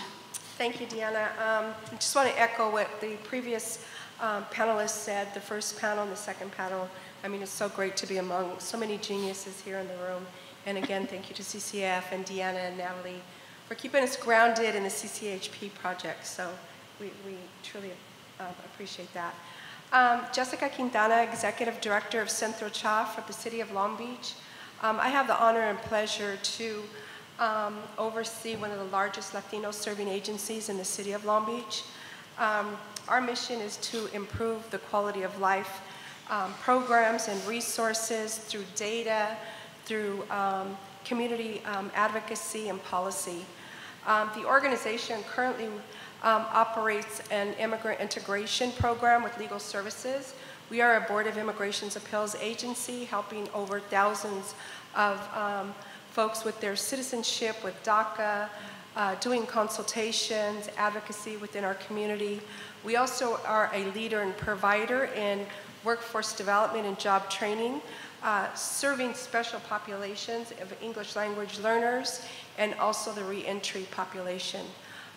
Long Beach has a high poverty rates, and we have a lot of folks who are returning back to our community.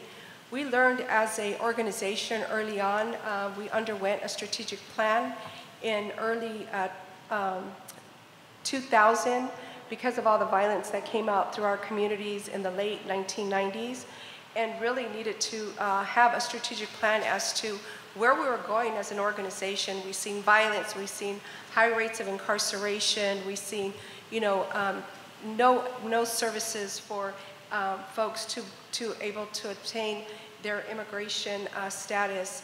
And so the organization, our core services now focus on immigration integration. We focus on workforce development and job training really as a tool to address the violence, because what we knew, violence was the core issue as to why we were seeing poverty and incarceration and the loss of families. And we also focus on family and youth development services. implementing violence reduction, youth development programs throughout our city, lifting up the first Summer Night Lights program in the city of Long Beach, and just really looking at how do we holistically change the landscape in our community and working with our public and private partnerships. It was really important for Central Cha early on to create relationships with our local government, with our city elected officials, with our anchor education institutions, with Long Beach Unified School District, with Long Beach City College and Cal State Long Beach, because we seen that it was important for us to have not only the bridge for access to higher education for a lot of our Latino students and adult learners, to be able to have that coordination and support. And we brought the first on-site programming from Cal State Long Beach and Long Beach City College to our hub of resources at Central Cha, providing ESL and civics classes and computer literacy courses and other job training programs. During the census, it just really provided us with an opportunity to deepen those partnerships with the organizations, with our neighborhood associations, with our promotoras, who we've been using this as a model program that we all know is, trusted messengers, but for us, they're the women and men in our community who have the trust and carry the messaging throughout our neighborhoods that we know are, living in silos, who don't have access to information, through social media, through computers, through broadband, technology, who, have health challenges. So we really depended on our promotoras during the census to do the outreach. And so, working from that space and place and building our capacity, which, like everybody said, we had to pivot really quickly from the census to the COVID-19 crisis response. It was already those strengths and partnerships that we had in place to be able to respond to the COVID-19 in our community. We're very lucky to have worked with our local health department, with the county, with our local hospitals and children's clinic that is in our community, because we had to pivot and pivot quickly. Our organization, we are 20 strong within our agency, and we had to really care for, the health and safety of our own workers. We didn't, close down doors during that time because we were, needed more than ever to respond to the shutdowns of unemployment, the COVID-19 spreads in our Latino households, who we knew were multi-generation, who we were addressing the needs of grandparents, parents, and children all in one household. So it was so important for us to be able to rapidly respond to all the needs of our community, providing housing assistance, rental assistance, food security, and also, really looking at, and what sometimes we forget is those mom and pop small businesses and women-owned businesses are our residents. And so they were going through the crisis just as much as our families were, though there are families in our communities. So they were also reliable for the rent of their homes and the rent of their small businesses. So we've seen the devastation firsthand that hit our communities, hard, economically, health-wise, and it was important that we, also were advocates and really, pushed on our local city to say some of those CARES Act dollars immediately have to be response to relieve some of the crisis that's happening. So, we were very lucky to be able to have this infrastructure. We continue to advocate for economic development and small business. Currently, right now, we are in acquisitioning the last of the redevelopment properties in the city of Long Beach, and just got a $5 million grant from the state of California to do the construction and rebuild, because what we're trying to do is really look at economic development and sustaining that for our community for the future years to come. Thank you. And now I want to invite CELA, the CELA region, the CELA Collaborative, Dr. Roma Franco, I like to talk and describe them as our guiding star. What do we need regional coordination to look like and to develop? And so, Dr. Franco, if you could talk to us about how local coordination kind of led you all to develop a regional agenda. Yes, definitely. Thank you, Diana. Thank you for having us here today. I'm Wilma Franco. I'm the executive director for the CELA Collaborative. And you know, as you were saying, I was like, no pressure. Definitely. You know, it's been a joy to work with so many colleagues and to be here with all of you. I think as the CELA Collaborative, right, we're a network of organizations. So fundamentally, we're not a service provider, right? We're a regional convener.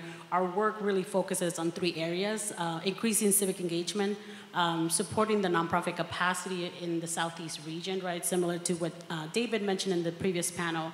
CELA does not have the infrastructure of nonprofits that other regions may have, right? So really looking at how do we support those organizations that do exist, and in a lot of the work that we have done, we acknowledge that a lot of our nonprofits that do exist oftentimes are very small, right? So how do we support those organizations? And then the last piece for us is really data-driven research that informs how we do our work, right? And then so similarly, you know, and as you all mentioned earlier, the census work really kind of allowed us to continue to do our regional convening work, right? It helped us build the infrastructure. Through that work, we engaged over 197 cross-sector stakeholders, right? So this included not only CBOs, right, but also local jurisdictions.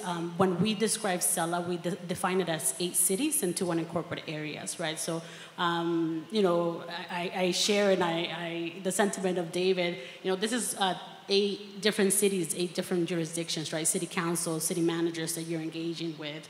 But we also know that there's an important role that they play in the community, right? So through that work of the census, allowing us to really kind of build that infrastructure, engaging all these different partners, it allowed us to not only see the power of collaboration, innovation, and that collective action, but it also brought a lot of different new partnerships to the region, especially as COVID hit, right? One of the things that we were doing in the midst of that space, not only supporting our organizations and partners that were shifting, right? Not only now was it, you know, we need to get our community to complete the census, but our community was saying, I'm not interested in completing a survey when, you know, I just lost a family member, or I lost my job, or my kids are now home and I can't go to work now because I don't have anyone to take care of them, right? So for us, it became important, and 2 of the things that were that took place during that time, at the same time of the census, was 2 surveys that were conducted by the Pat Brown Institute, Cal State LA, with Matt Barreto and with the support of CCF, the Living and Working in CELA survey, which really documented, and it's the first of its kind, what is it like to live in the Southeast from the community's perspective, right?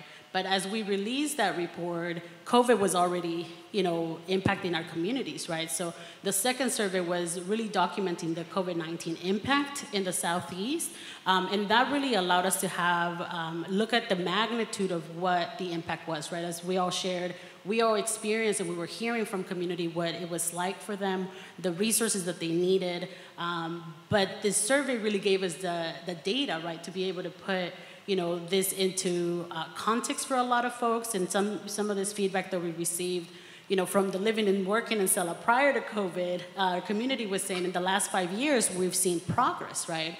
In the COVID impact survey, that progress that had been seen, you know, in the last 5 years was completely gone, right? And we were hearing things, you know, as we all heard in different areas, right? You know, community doesn't have resources. And the data showed that in CELA, the majority of our community had less than $1,000 in savings for a pandemic that we all thought was going to last a year, right? So when you think about the magnitude to that, to our communities, right, really began to highlight for us, and that infrastructure, those partnerships that we had developed through the census work, we continue to meet with them, right? And what we launched was what we call the CELA networks, the CELA Leaders Network. So it's a group of all the leaders in the Southeast that engage. And we began to just really kind of learn from each other, talk to each other as to what we were experiencing on the ground. And so this experience, the data that we now had, everything that we were all kind of experiencing at the same time, led to us convening for what we call the CELA agenda. This is a report that we collectively drafted with over 80 SELA stakeholders, really thinking about what is it going to take for SELA to recover, right, post-COVID.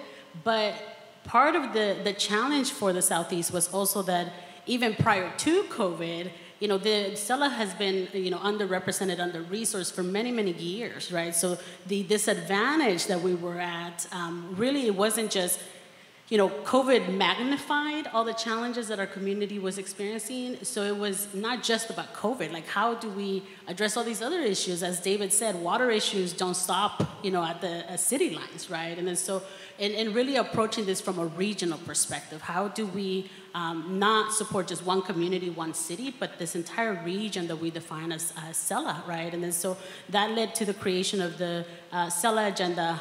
It includes 8 policy areas, both short-term and long-term investments of what the Southeast will need as we think about recovery of the region into the future, right? And really addressing this larger issues, right? Because at the core, right, a lot of the reasons why SELA became the epicenter of COVID was because of all these intersections. We can't talk about the health issues that we're experiencing without talking about the impact of the environment, right?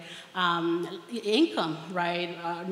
SELA is more than 90% Latino, low-income essential workers. So those were the folks that were in the front lines, oftentimes losing their lives, losing their jobs.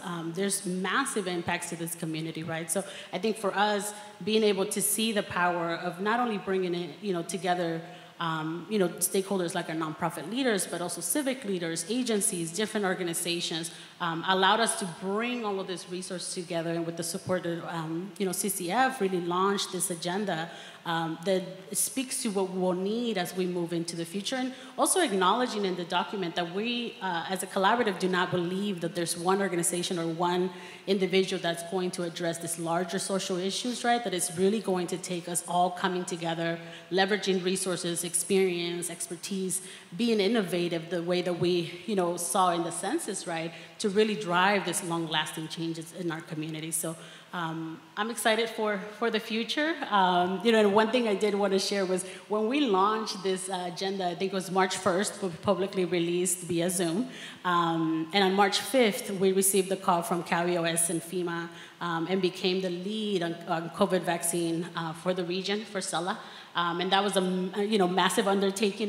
We literally had hours. And that also is a perfect example of what this infrastructure around regional partners and innovation really allowed us to do. Because at the time, we actually called COCO, when we received that call, and we said, yes, we'll lead and we'll make this happen. And our first call was to Community Coalition, because I received my vaccine at your Jesse Owens Park, and I remember thinking this is the easiest process to sign up for a vaccine, something that was community friendly, that was simple, that was just really truly understood what community needed to be able to ensure that people receive their vaccine, right? And then so I remember calling them, and they talked us through how they thought through the process, but none of that would have been possible if we hadn't built those relationships through our census work and really leverage the infrastructure that now exists because of the work that we've done in the past. So thank you so much to CCF. None of that would have been possible without your support. So thank you. Thank you. Thank you, Dr. Franco. So I want to go back to South LA, Long Beach, and San Gabriel Valley on what is the vision for your organization on regional recovery hubs? Whoever would like to start. Go ahead, Andrew. Thank you, Deanna. Let me have a chance to echo some things that I really looking toward how AAPI communities get affected and how it's linked to our envisioning how the recovery effort would be that will make impact on health community. As you see, there's a lingering factor that affected community health equities. The API communities, they show the lack of languages and as technology access amongst adult and seniors. You see the low health information literacy because of their language barrier, the misinformation about vaccine, transportation barriers, especially the cultural competency and sensitivity issue that beyond racially discriminatory language toward AAPI in describing the COVID-19 pandemic. As we're looking ahead, I think it's important to look into the contributing factor, the action step, the transparent guideline process, how we can improve the mitigating strategy and collaboration by advancing the cultural competency and sensitivity toward AAPI. How can we advance the language access for AAPIs, especially the mitigating the racial discrimination, the language against AAPIs. We look into the recovering process to the COVID-19, community members physically, mentally, socioeconomically still face many challenges. We look toward the recovery process as urged us to see how we can better navigate and connect community to the network community resources, lead them to the safety net health programs, medical specialists for the health, so help them better understand about how the COVID-19 long-term effect on their life, how to help them gain access to the continuum of care and support. We envision the recovery and resilient process to the COVID-19 is the long term.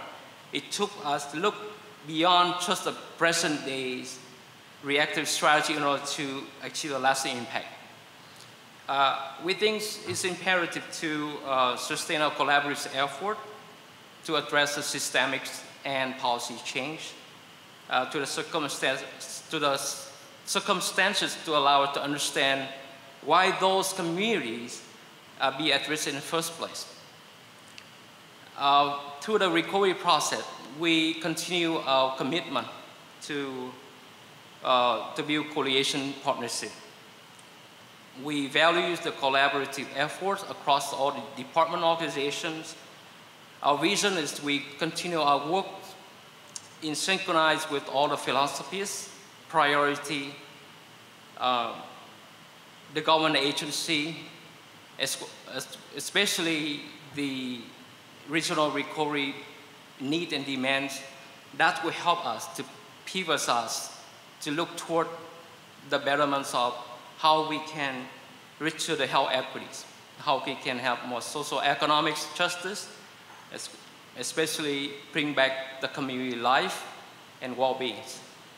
That's our goal, continue that envisioning, and we journey with our regional hub partners and state governments to ensure that their support is vital to us, and support from foundation and philanthropies, we will reach the goal to this long road to the recovery. That's our role, our vision, and we continue that effort. Yeah. Thank you, Andrew. Jessica? Yes, so we envisioned having a SELA network in the city of Long Beach. Seriously, it's a great model. We envision having evidence-based policies that can help our region's most impacted residents live longer, healthier lives, and vibrant, prosperous communities. We envision having a score that we can score our city to see that the policies are advancing economic development, connecting higher education opportunities, and advancing public-private partnerships. Currently, you know, our city, what we've seen, and I know Dr. Franco talked about this, is that we have a lot of community-based organizations who don't have the resources or capacity to be able to do the great work that they do in the community. And a lot of them are experiencing fatigue. And so as we seen the CARES Act dollars come out and the way that it was how you had to apply on the BizPort system, a lot of those organizations didn't have the capacity to apply. Our organization has had history and experience in applying for grants, and it was just the process was so difficult. So those are some of the things that we want to advocate to ensure that we're uplifting some of the work of our smaller grassroots community-based organizations to help them to grow and do the work in the city of Long Beach. We have, Latinos represent 43% of the population. We have a 70,000 student population in the district. 68% of those students are socially, economically disadvantaged, and those are highly represented by our Latino students. Those are the next generation, so it's going to take boots on the ground to be able to help those folks, but more than that, it's going to take policy, and it's going to take private-public partnerships. Our city is a large metropolitan city. We're built out, and so if we don't share the park space and the school space to be able to develop services and connect with our community residents, it's going to be a huge challenge to be able to service our community and move folks out of poverty. We, have a city that is based on tourism and retail and hospitality. The majority of those jobs were shut down during the pandemic. And so it's so important that we have a data-driven and a policy agenda in the city of Long Beach. And so that's what we envision. Currently, we just signed a partnership with our city, and we'll be launching a cultural center at Cesar Chavez Park. But there's more, and we'll be building an innovative inclusive business and workforce center, but it's important to keep those things operating and also develop the small nonprofits in our area. Thank you. South LA, Ian. I think what I envision for regional recovery absolutely echoes just what fellow panelists have been mentioning, which I think consists of themes of just continued collaboration across our organizations and across the regions to just see what works best and what's continuing to work better as this development with COVID in mind and just recovery because of COVID in mind moves forward. It kind of changes every day, and it changes every week, it changes every month. So I think that collaboration really will help to just keep everybody on the same page of what's working well, and I really do want to envision that moving forward. I think another theme would definitely be our continued data-driven strategic outreach that really just I think just speaking to community coalitions work in particular, we've used just the rates of testing and vaccination to really see what specific zip codes, what specific census tracts are showing up and who isn't. And that's where we took that data and used that to try to knock on those doors, call folks in those areas, and that really helped to then take that and share it again with community-based organizations in South LA that are in collaboration with us. And I think the last one was also just I think a theme of just consistent community events and access to resources in with the communities that folks just have, like Dr. Franklin was mentioning, like an easy time of just seeing, knowing how it works and accessing, because that's really, I think what's most important is just events and resource opportunities that are going to be available to community members. And it's not a lot of red tape, it's not a lot of runaround, it's just easy to kind of, know that you can come here to get help with this, and this, and it's all going to be in one central place. So I definitely envision that for our region in South LA, and I'm very excited to help out with that collaboration and see to it what I think will really best benefit our community in this time of recovery. Thank you, Ian. And I invite everyone to give a round of applause to our panelists, and thank you for joining us. As our panelists walk off the stage, I want to invite you to join us in the next Kahoot question, which is, in one word, what does regional recovery look like in the region where your organization does work? So for those on Zoom and those online, you're able to post your answers.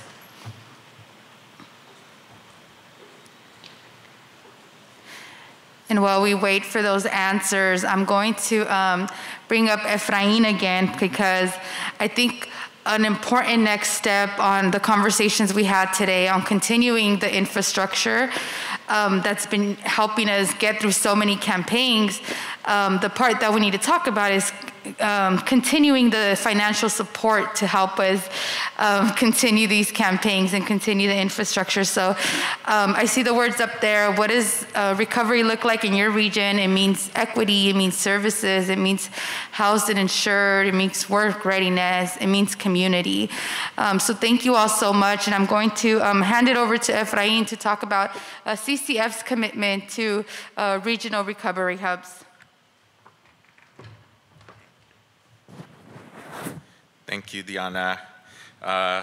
Thank you, everyone. This has been amazing convening thus far. So just got to say thank you. Thank you for all of those that are sticking around. Like John Dobard mentioned earlier, it's that downtown convening, right?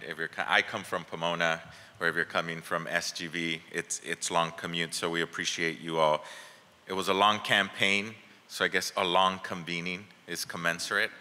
So, just very inspired about the regional recovery work. And the theme throughout today has been, if you haven't gotten it yet, regional collaboration, strong regional networks, resources targeted regionally in a county that's 4,000 square miles, 88 cities, over 80 school districts, is a way to really drive and empower local change. We saw that in the census. We heard about how that approach helped to really target and do power building across regions and not necessarily isolated in just organizations, but with regions in mind. You've heard today about how that's been parlayed then into the ways we can target regionally where our high need areas were.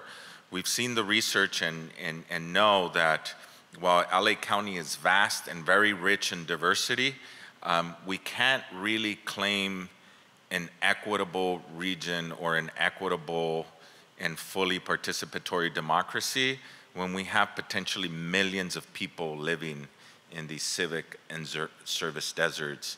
And more importantly, when we know that there are tremendous social and human capital and assets in those regions, and that it's been really more structural. Where's Alma? I don't know if she's still here, but right, that structural disinvestment and exclusion, right? So how do we continue this work? And a lot of census convenings, wrap-ups that I've been at, they always ask this question, right? How early should we start? The minute you stop is the minute that you're starting too late, right? And I think what we've learned from our partners at USC, Engage, from all of you all, is whether as a funder you're focused or not, the work we're doing as a region to empower ourselves, to empower communities, is not gonna stop. The trust building that needs to carry over from, I helped you fill out your census form. Now I'm talking to you about how to protect your family around COVID-19, how to keep your family fed, how to keep your family safe, how to access new jobs, new opportunities. That is really the trust building, right, that happens. And I often use the term and say, campaigns do not build power. It's the work that leads up to the campaign that allows you to exercise it. So this idea of supporting the regional infrastructure is important. And we've been very fortunate at CCF to have a leadership team that supports that, but more importantly, to have access to donors and funds that allow us to kind of advance these strategies. And so, one, I wanna be clear that the strategy we shared with you today, the voices you heard from, it's really been driven by the leaders that you heard from today. And so what that looks like, how it moves forward is essential, but it's really their leadership in building that infrastructure that's being invested in. And so over the next 2 years, CCF has shared with the regional leads that as part of recovery efforts, and because we were able to identify funding, we're gonna support the regional networks with a $5.5 million investment so that every region has supports. And what are the supports for? What's the funding for? It's not for the regional leads. And I think they've been leading more about how we're going to, they're building an infrastructure. It's for a couple of things, right? The first is understanding that it takes supports and resources to strengthen networks, get people to the table, work collectively. We've heard a lot about data. All of those things require resources. And so this funding, we hope, will help with that as the leads and their partners determine what's needed.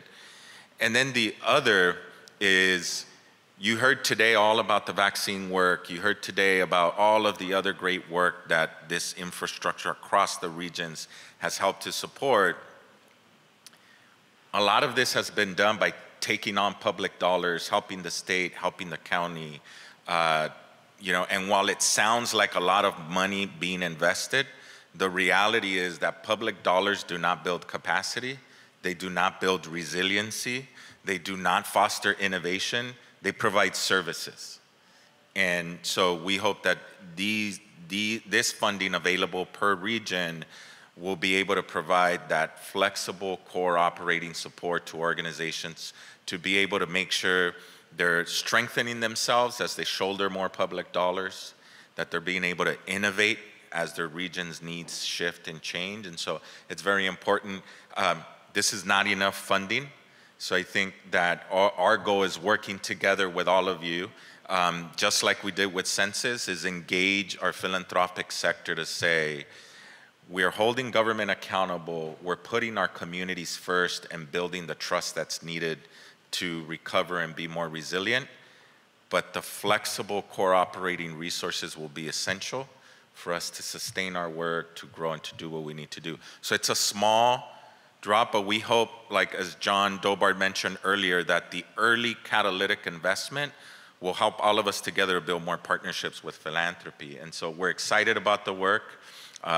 We're excited about your visions and how you will lead on, and we'll always try to follow and play our small part in supporting that. So with that, I'm gonna say thank you for the tremendous work you've been doing and for the visions you shared today around the regional recovery work. And with that, we'll turn it back over to Diana, and we'll wipe my mic. Thank you, Efrain. And so what's next? How do we look ahead? We want to invite you all, and we can go real quick back to the last slide because I think it's important, to two upcoming events, projects that are part of this. We heard a lot today, the word data-driven, right? And we also heard community voices. And so again, we are going to follow the Cella region in their community surveying, working in partnership with Cal State LA and PBI, to really hear what are the needs, what are people going through in each region, right?